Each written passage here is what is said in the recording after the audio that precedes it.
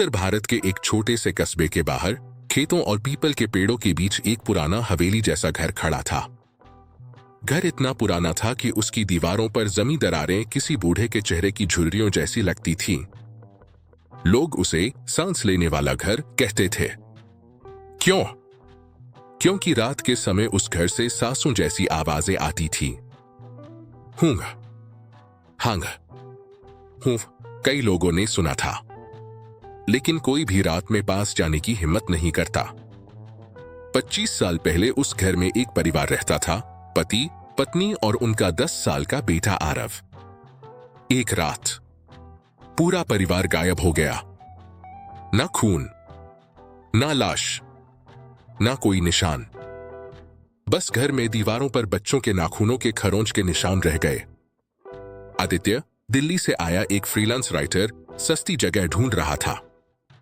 जब उसने सुना कि यह घर बहुत कम किराए में मिल रहा है, उसने बिना ज्यादा पूछे हामी भर दी। गांव वालों ने उसे रोका। बाबू, उस घर में मत रहो, आदित्य हंसा। भूत प्रेत पर विश्वास नहीं करता मैं।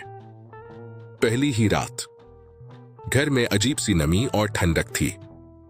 दीवारें मानो पसीना बहा रही हो।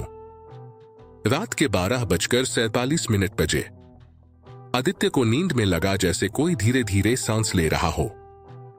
उसने आंखें खोली। कमरा खाली, लेकिन आवाज अब साफ थी। हूंग, हांग। आवाज दीवारों के अंदर से आ रही थी। जब उसने दीवार पर हाथ रखा तो उसे लगा जैसे दीवार धड़क रही हो, जैसे दिल हो। तीसरी रात आदित्य ने सुना छप छप, जैसे नंगे पैरों से कोई चल रहा हो। उसने दरवाजा खोला। कॉरिडोर में एक छोटा सा गीला पैर का निशान था, और वह निशान धीरे धीरे दीवार के अंदर चला गया। घर के स्टोर रूम में उसे एक पुरानी डायरी मिली। डायरी में लिखा था, आज आरव फिर दीवार से बात कर रहा था। वो कहता है दीवार के अंदर कोई रहता है जो उसे बुलाता है। आखिरी पन्ने पर सिर्फ एक लाइन थी, घर अब भूखा है। बाथरूम के आईने में आदित्य को अपना चेहरा अलग दिखने लगा। आंखें कुछ ज्यादा गहरी। एक रात उसने देखा आईने में उसका प्रतिबिंब मुस्कुरा रहा था, जबकि वो खुद नहीं। आईने में लिखा उभरा, तू अगला है। आदित्य ने दीवार तोड़ने का फैसला किया। जैसे ही हथौड़ा मारा, दीवार से गर्म हवा निकली और अंदर हड्डियां, सैकड़ों, बच्चों की और बड़ों की। दीवार के अंदर एक खोपड़ी हिल रही थी। रात को एक बच्चा दिखा। पीठ उसकी जली हुई थी। भैया, घर हमें खा गया। उसने बताया यह घर एक जीवित इकाई था जो इंसानों के डर से जिंदा रहता था। घर ने दरवाजे बंद कर दिए। खिड़कियां सील हो गईं।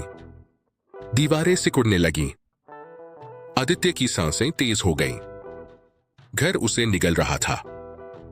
डायरी का आखिरी छुपा पन्ना जो इस घर की सच्चाई जान ले, वो कभी बाहर नहीं जाता। वो घर का हिस्सा बन जाता है। सुबह गांव वालों ने देखा घर शांत था, लेकिन दीवार पर एक नई परछाई थी, एक आदमी की। और रात को घर से फिर आवाज आई, हूं, हांग। अब घर फिर भूखा है। और अगर तुमने ये कहानी अकेले पढ़ी है तो ध्यान से सुनो।